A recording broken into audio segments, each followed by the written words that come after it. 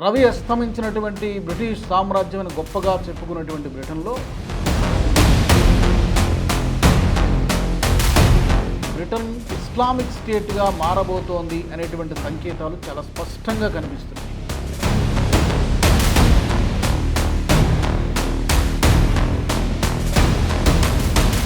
ముస్లింలకు ఇస్తున్నటువంటి ప్రయారిటీ ప్రాధాన్యత హిందువులకు ఇస్తూ ఉన్నారా?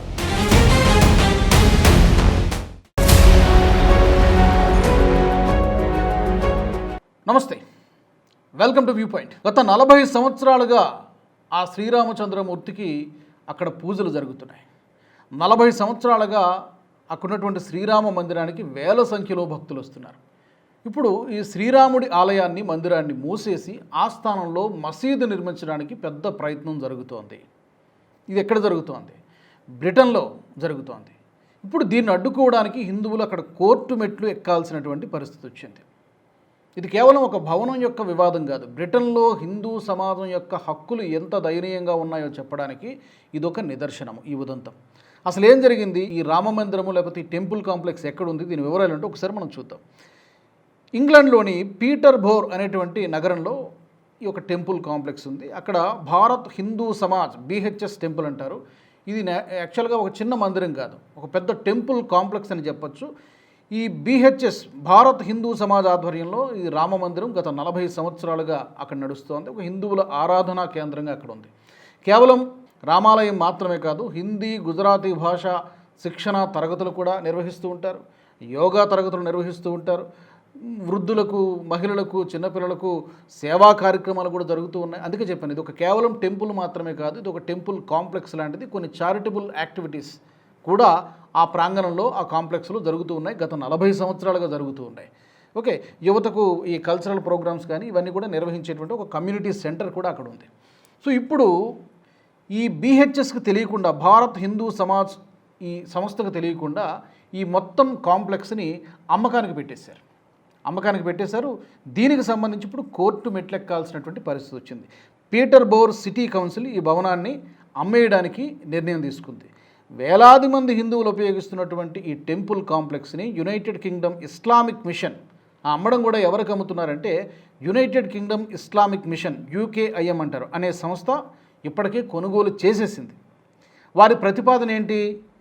ఈ యునైటెడ్ కింగ్డమ్ ఇస్లామిక్ మిషన్ ప్రతిపాదన ఏంటంటే ఆ టెంపుల్ కాంప్లెక్స్ భవనాన్ని కూల్చేసి ఆ స్థానంలో ఒక మసీదు, ఒక ఇస్లామిక్ సెంటర్ నిర్మించాలి. బ్రిటన్లో ఇంకెక్కడా స్థలాలు లేవా?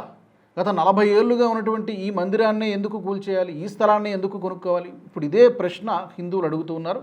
ఇదే ప్రశ్నను పట్టుకొని అక్కడ శాంతియుతంగానే నిరసనలు తెలియజేస్తున్నారు, ప్రార్థనలు చేస్తున్నారు, కోర్టుకు కూడా వెళ్ళడం జరిగింది. సో హిందూ సంస్థల అభ్యంతరాలు ఏంటి అంటే, అసలు మాకు సరైనటువంటి అవకాశం ఇవ్వలేదు, కమ్యూనికేషన్ కూడా లేదు, ఈక్వాలిటీ యాక్ట్ ప్రకారం హిందూ సమాజంపై మాతో సంప్రదించకుండా ఎలా నిర్ణయం తీసుకుంటారనేది వాళ్ళు అడుగుతున్నటువంటి ప్రశ్న. మతపరమైనటువంటి సమానత్వ సూత్రాలను ఉల్లంఘిస్తున్నారు, ఇది బ్రిటన్ చట్టాల ప్రకారం కూడా తప్పు అని చెప్పి ఈ హిందూ సంస్థలన్నీ కూడా, అక్కడ బ్రిటన్లో ఉన్నటువంటి హిందూ సంస్థలు కూడా ఆరోపిస్తున్నాయి.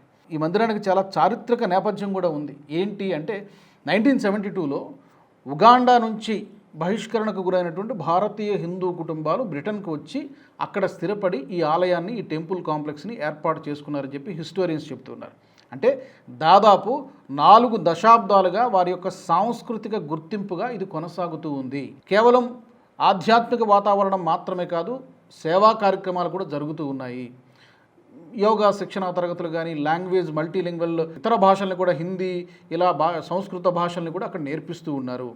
సుమారు 18,000 మంది హిందువులు ఈ ఆలయంతో కనెక్ట్ అయి ఉన్నారు, ఆలయంపై ఆధారపడి ఉన్నారని చెప్పి ఆ ట్రస్ట్ చెబుతోంది, BHS ట్రస్ట్ చెబుతోంది. సుమారుగా ఆ పరిసర ప్రాంతాల్లో 50 నుంచి 60 కిలోమీటర్ల పరిధిలో మరో పెద్ద హిందూ ఆలయం ఏది కూడా లేదు.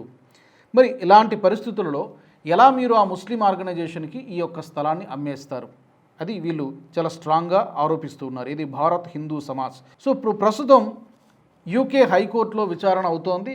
ప్రధానమైనటువంటి ప్రశ్న ఏంటంటే, కౌన్సిల్ నిర్ణయం అనేది చట్టబద్ధమేనా, లేదంటే కేవలం హిందూ సమాజాన్ని వివక్షకు గురి చేయడానికి, హిందువులని తక్కువ చేసి చూడడానికి ముస్లింలు, అక్కడున్నటువంటి బ్రిటన్లో ఉన్నటువంటి ముస్లింలు చేస్తున్న కుట్రగా దీన్ని భావిస్తూ ఉన్నారు అక్కడ హిందూ సంఘాలు. ఎందుకంటే రీసెంట్గా ఒక ఉదంతం మనకు వెలుగులోకి వచ్చింది. అక్కడ ఏంటది? Grooming gangs. గ్రూమింగ్ గ్యాంగ్స్ బ్రిటన్లో గత కొన్ని సంవత్సరాలుగా ఇష్టారాజ్యంగా చెలరేగిపోతూ ఉన్నారు. ఎక్కడి నుంచో వచ్చినటువంటి వీళ్ళు వివిధ దేశాల నుంచి వచ్చి అక్కడ ఉన్నటువంటి బ్రిటిష్ చిన్నపిల్లలు అంటే 10 నుంచి 13 సంవత్సరాల వయసు ఉన్నటువంటి చిన్నపిల్లలపై సామూహిక అత్యాచారాలు చేయడము, వాళ్ళపై రిపీటెడ్గా వాళ్ళని అత్యాచారాలు చేయడము, వాళ్ళని కిడ్నాప్లు చేయడము, కొన్ని సందర్భాలలో చంపేయడం కూడా జరిగింది. సుమారుగా 2 లక్షలకు పైగా 2.5 లక్షల మంది బాలికల పైన గత అంటే 1950-60s నుంచి కూడా ఈ దురాగతాలు జరుగుతూ ఉన్నాయి. కానీ అక్కడ ఉన్నటువంటి ప్రభుత్వాలు ఏ పార్టీ పవర్లోకి వచ్చినా కూడా ఓటు బ్యాంకు పాలిటిక్స్ తోటి ఎక్కడ వీళ్ళ ఓట్లు దూరం అయిపోతాయో అన్నటువంటి భయంతో ఓటు బ్యాంకు పాలిటిక్స్ తోటి ఈ విషయాన్ని బయటికి పెద్దగా పొక్కకుండా అప్పుడప్పుడు వార్తల్లో వచ్చినా కూడా దీనికి పెద్దగా ప్రాధాన్యత ఇవ్వకుండా తొక్కి పెట్టేసాయి. కానీ ఒక ఎంపీ, ఒక 4-5 ఎంపీలు కలిసి ఒక ఇండిపెండెంట్ రిపోర్ట్ తయారు చేశారు. ఆ రిపోర్టు విడుదలైంది ఈ మధ్యనే. ఆ రిపోర్ట్ విడుదలైన తర్వాత అక్కడ ప్రధాని కూడా రాజీనామా చేయాల్సినటువంటి పరిస్థితి తలెత్తింది. సో బ్రిటన్ ఏ విధంగా ఇస్లామిక్ స్టేట్గా మారుతుందో చెప్పడానికి చాలా ఉదంతాలు మనం గతంలో చాలాసార్లు చెప్పుకున్నాం. సో అక్కడ మైనారిటీల హక్కులంటే ఏ విధంగా ఉంటే, పర్టికులర్గా హిందువుల పరిస్థితి ఎంత దయనీయంగా ఉంటుందో చెప్పడానికి ఈ టెంపుల్, ఈ రామమందిరం ఉదంతం కూడా ఒకటి. హిందూ సమాజంపై డెఫినెట్గా వివక్ష జరుగుతోంది.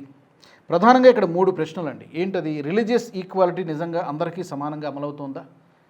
ముస్లింలకు ఇస్తున్నటువంటి ప్రయారిటీ, ప్రాధాన్యత హిందువులకు ఇస్తూ ఉన్నారా బ్రిటన్లో, యూకేలో?